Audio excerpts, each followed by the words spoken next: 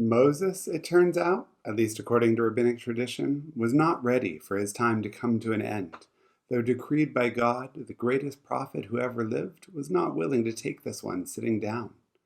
In Midrash Tanchumah, Moses is understood to argue that his death is unjust and calls heaven and earth as witnesses on his behalf. The Midrash Petirat Moshe even imagines Moses fighting back against the angel of death. Samael straightaway drew his sword from its sheath and stood over Moses. At that Moses became angry at him, took the rod upon which God's ineffable name was graven, and struck Samael with all his might until Samael fled from him. With God's ineffable name in his hand, Moses pursued Samael until he overtook him, plucked a radiant beam from between his own eyes, and blinded the eyes of Samael.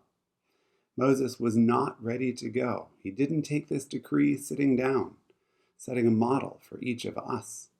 During this sacred season of the Yamim Noraim, the days of awe, we read one of the most challenging texts in all of Jewish tradition.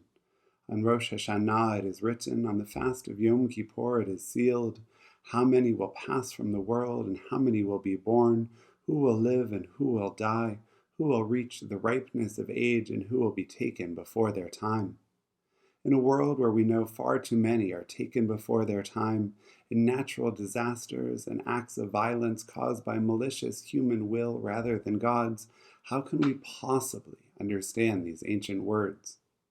Some argue we can't, that we're not meant to, that ultimately our fate is in God's hands.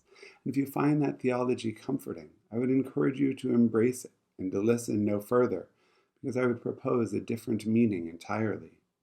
Remember, Moses didn't accept his heavenly decree. As he had done for the Israelites, the rabbis imagined Moses pleading, interceding, and acting on his own behalf when confronted with the possibility of his mortality. He didn't take it sitting down, and I believe this troubling text should be read metaphorically, to remind us that neither should we. We simply don't know how many years we have left on earth.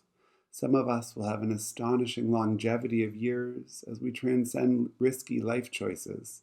For others, we will cry voluminous tears as we're reminded that bad things happen to good people far too often.